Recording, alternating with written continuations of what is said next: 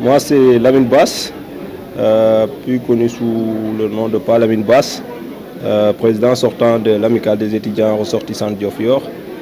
Nous sommes là depuis 48 heures, si je peux le dire ainsi, et dans le cadre de la pédagogie de l'ARD.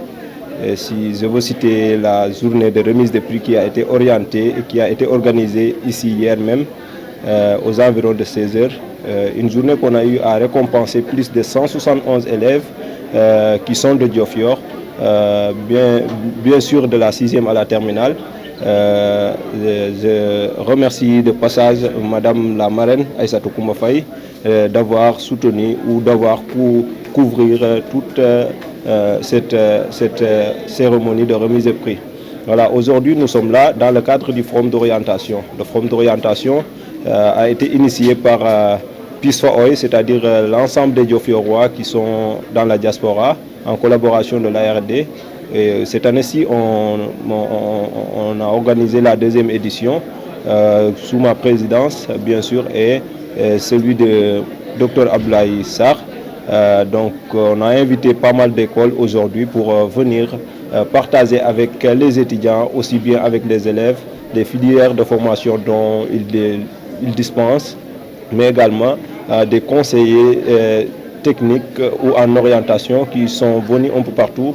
Je veux nommer la direction nationale de l'orientation qui sont venus partager avec nous également l'expérience par rapport à un choix d'études et à un choix de projet professionnel. Donc bonjour et merci aussi pour cette activité, pour cette initiative. Donc l'enjeu principal pour cet événement était que la plupart de nos élèves ne savaient pas où aller. L'orientation était un problème réel. Et aussi avec la saturation de l'enseignement supérieur, lorsqu'on envoie un élève dans une formation qui n'est pas adaptée à son projet ou bien à son profil, les sexes sont suivis. Ou bien aussi la réorientation est très difficile d'une filière à une autre. Donc c'est presque impossible, sauf si tu as vraiment beaucoup d'argent pour pouvoir rebondir par toi-même. Donc c'est très très difficile de pouvoir se relever. Là également, on a pas mal d'étudiants qui se forment sur des métiers qu'ils ne savent même pas où ça mène. Et ça augmente le taux de chômage chez nos jeunes et aussi beaucoup de diplômés qui sont au chômage. Particulièrement dans nos localités un peu isolées où l'information ne vient pas vraiment chez nous. Il faut aller chercher cette information. Et alhamdoulilah, tout le monde l'a compris. Tout le monde l'a compris, nos aînés qui sont là aujourd'hui, les autorités locales, l'amicale des étudiants aussi qui a relevé le défi avec PISFA-OI et aussi le lycée de Diofior pour pouvoir relever ce défi-là, d'amener un cadre d'échange professionnel et pédagogique à Diofior. Ce qui n'est pas évident au départ, mais qui est devenu aujourd'hui une réalité et un défi pour les prochaines éditions. Aujourd'hui, on en est à la 2e édition. Alhamdoulilah, ils ont répondu présent pour pouvoir aussi faire cet échange-là, construire ensemble avec les élèves et les étudiants leurs projets professionnels, leur orienter, leur indiquer les voies et les moyens qui sont mis à leur disposition par l'État et par le privé pour pouvoir accéder à une bonne formation et avoir un bon parcours professionnel et aussi s'insérer mieux. Ce que nous lançons également, un message à ses parents, à ses élèves. Aujourd'hui, vos aînés ont fait ce pas pour vous. Il faut penser aux générations futures et donc à pérenniser vraiment cette activité. Donc l'année prochaine, revenez et vraiment montrez la voie à vos jeunes frères. Comme ça, Diofior sera soulevé vraiment et partira vers le haut parce qu'on accompagne aujourd'hui l'insertion de la jeunesse. Donc on prépare l'avenir de la jeunesse. En réalité, donc on prépare l'avenir de Diofior. Merci. À chaque fois que je vais dans des forums ou des salons d'orientation pour le compte du groupe, accompagné d'étudiants du groupe Subdeco naturellement, parce que l'étudiant qui a été formé à la bonne école est un vecteur de communication. Il n'y a pas meilleur produit à mettre sur le marché pour susciter une envie chez les clients de prendre ce produit-là. Donc, nos étudiants sont nos références pour la pure et simple bonne raison qu'ils ont été à la bonne école, ils ont reçu des formations idoines qui collent aux besoins des entreprises, parce que c'est ça le groupe Subdeco. Le groupe Subdeco, c'est des formations pointues dans tous les domaines du management et des technologies de l'information et de la communication au service des clients. Qui sont nos clients? Nos clients, c'est vous, futurs bacheliers, c'est ceux qui ont déjà eu le bac, c'est les étudiants, les universitaires, parce que nos étudiants reviennent d'un peu partout, à travers des admissions parallèles par exemple, on reçoit des étudiants de l'université Cheikh Anta Diop, de l'UGB, d'un peu partout, franchement. Et à travers donc ces échanges que j'ai pu découvrir pas mal de choses, les préoccupations des jeunes. Ces préoccupations sont aujourd'hui les thématiques dont on est en train de débattre autour de ce panel. D'abord, laquelle des formations, laquelle des écoles choisir? Parce que vous savez, aujourd'hui sur le marché, vous avez une large possibilité de choix, en termes de choix. Il y a énormément d'écoles de formation. Mais il faut savoir toquer à la bonne porte. C'est l'essentiel. Tout en sachant que une bonne insertion passe naturellement par le choix dès le départ, le bon choix. Le bon choix, c'est quoi? Quelle école qui fera de moi quel produit? Pour quelle entreprise? Tenant compte bien sûr de l'option dès le départ de spécialisation. Tout en sachant également que le bachelier, quelle qu'en soit sa série, la série également, elle est importante. Que vous soyez scientifique, que vous soyez littéraire, que vous soyez une série technique ou bien une série G, où la dominante est la comptabilité, il y a l'offre sur mesure, comme le disaient nos partenaires d'Orientis, l'offre sur mesure qui colle à son profil. Parce que s'il n'y a pas l'adéquation entre l'offre et le profil, ça ne passe pas. Et surtout, l'adéquation entre la formation et l'emploi. Quand je dis emploi, je parle d'entreprise, naturellement. Naturellement, on forme sur la base des besoins des entreprises. Parce que sinon, ça donne quoi? S'il n'y a pas cette adéquation entre les deux, ben, ça ne pourra pas passer. Vous voyez beaucoup de profils qui chôment parce que leur profil ne correspond pas justement aux besoins des entreprises. Et ça, il faut en tenir compte. Il y a aussi d'autres critères qui rentrent en ligne de compte. Aujourd'hui, vu la prolifération des écoles, comme je disais tantôt, la demande est de loin supérieure à l'offre. Les entreprises ne peuvent pas forcément absorber toute cette demande qui est à tendance crescendo. Ce n'est pas possible. Il faut forcément opérer donc les choix. Et la particularité du groupe Subdeco Dakar, c'est le fait déjà de l'avoir compris très tôt. En quoi faisant? Le groupe ne forme pas ses étudiants pour leur dire allez chercher de l'emploi forcément. Il y a deux options. On forme. Nos étudiants peuvent aller chercher de l'emploi, certes, mais on ne leur dit pas, on ne leur met pas dans leur tête qu'il faut tout le temps être dans cette posture de demande d'emploi, quelqu'un qui sollicite un emploi. Non. On vous forme également pour être vos propres managers à travers des projets viables, de business plan, d'accord, un accompagnement pour que les bailleurs de fonds, que ce soit des banques ou autres, les accompagnent à mettre en place leurs entreprises.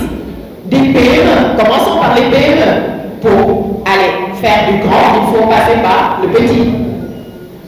Et beaucoup de nos étudiants, je vous dis, ça c'est une fierté du groupe, j'en parle avec fierté. Parce que moi-même qui parle, je suis pur produit du groupe Subdeco Dakar. J'ai suivi un cursus en master marketing communication et à vous dire la vérité, après mon baccalauréat, je ne pensais pas intégrer une business school. Donc d'abord les journées d'intégration qui sont organisées chaque année au niveau du campus universitaire et où donc nos futurs bacheliers sont invités et ça leur permet donc d'être en contact avec le milieu universitaire, de connaître ce qui les attend après donc le bac et ça ne fait que les encourager. Et je veux également citer donc les 48 heures scientifiques qui sont également organisées chaque année par ces étudiants en plus donc de ce forum. Donc vraiment, c'est un travail important que vous êtes en train de faire. Et nous vous encourageons également. La majeure partie d'entre vous ont des difficultés. C'est-à-dire, ils ne savent même pas ce qu'ils veulent faire. Aujourd'hui, dans la salle, si on posait la question à savoir qu'est-ce que vous voulez faire après le bac, 80% d'entre vous diront on obtient le bac d'abord, ensuite on va réfléchir. Aujourd'hui, l'objectif, c'est le bac, tout simplement. Ce que vous ne savez pas, aujourd'hui, vous pensez que vous êtes au sommet. C'est vrai que vous êtes au sommet d'une plaine, mais il y a des montagnes qui sont derrière vous, qui sont devant vous, du moins derrière ces plaines-là, et que l'obtention du bac vous parvient, vous donne le ticket ou bien le passeport pour démarrer carrément votre vie professionnelle par la formation technique et supérieure. Donc il est important dès à présent, j'allais dire à partir de la seconde, normalement les élèves de la seconde, première et terminale devaient être présents ici. Au moins pour réfléchir un peu sur le choix des filières. Ce qui détermine la filière, le choix de la filière de formation est déterminé par l'emploi que vous voulez faire demain. C'est ça la réalité. Donc dès à présent, vous devez réfléchir autour d'un projet professionnel. C'est ce projet professionnel maintenant qui vous dictera le choix de la filière d'orientation, mais aussi le profil que vous devez avoir pour épouser telle ou telle filière. Donc vous ne pouvez pas faire la médecine de tout à l'heure avec un bac qui n'est pas un bac scientifique. Donc si vous savez que vous voulez faire la médecine, depuis la seconde, il faut aller faire un bac S, c'est-à-dire la série S. Donc c'est le démarrage de l'orientation. Et c'est ce qui peut aussi garantir la réussite de l'insertion professionnelle dans le futur. Aujourd'hui, vous voyez chez vous, dans votre environnement proche, vos aînés, des oncles, des pères, des mamans, des tatas qui sont là, qui ont leur diplôme, mais qui ne parviennent pas à s'insérer dans le monde professionnel, ou bien même difficilement. Et ne pouvant pas tenir longtemps à Dakar, parce qu'il n'y a que des charges au quotidien, ils sont obligés de revenir et de faire des dépôts et attendre qu'on les appelle. Pourquoi? Parce que tout simplement, ils n'ont pas su gérer ou bien valider le choix de l'orientation au moment où il le fallait. Monsieur le Président de l'ARD, l'Association des étudiants ressortissants de Diofior, Monsieur le représentant donc de PISFAOI, Abdoulaye Djidjak, chers partenaires, je ne pourrai pas peut-être les citer tous, mais on aura l'occasion peut-être de nous présenter tous les partenaires ici présents. Bon, j'ai à ma gauche M. Diouf, donc orientiste, et Madame Angélique Sall, donc de Subdeco, et tous les partenaires qui sont présents, aussi bien dans les stands et qui sont en cours de route.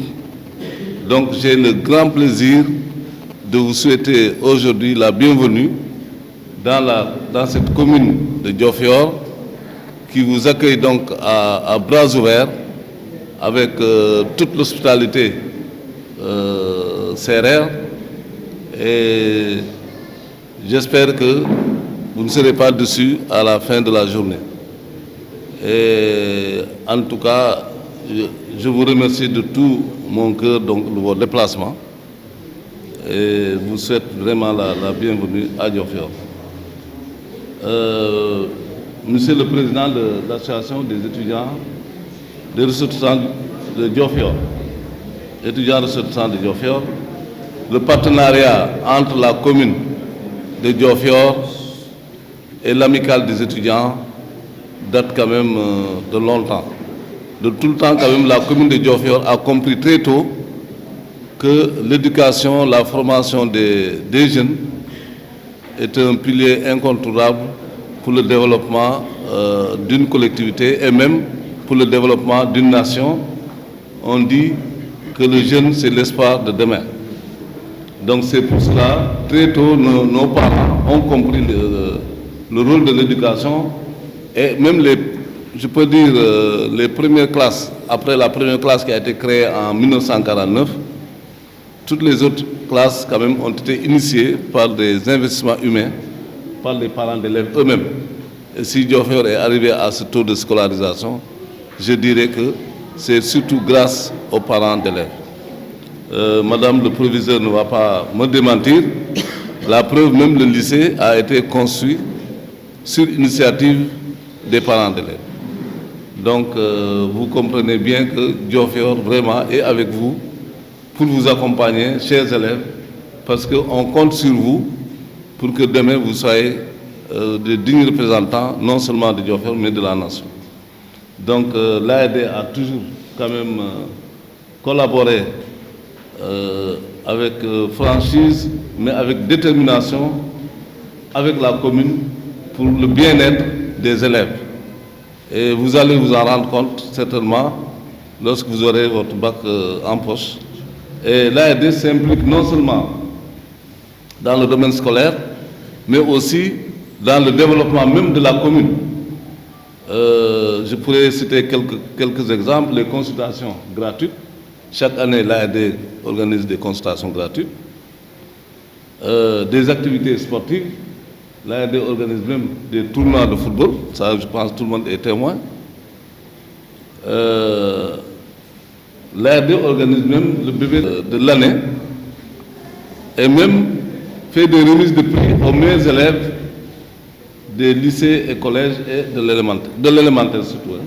Bon, donc pour vous dire que vraiment l'AED s'implique activement dans le développement de Diofior. Et donc vraiment sur ce point, je vous remercie parce qu'en tant que maire de la commune, donc représentant de la collectivité, vous indirectement, vous nous aidez dans les compétences qui nous sont transférées, dans beaucoup de compétences, et vous nous accompagnez.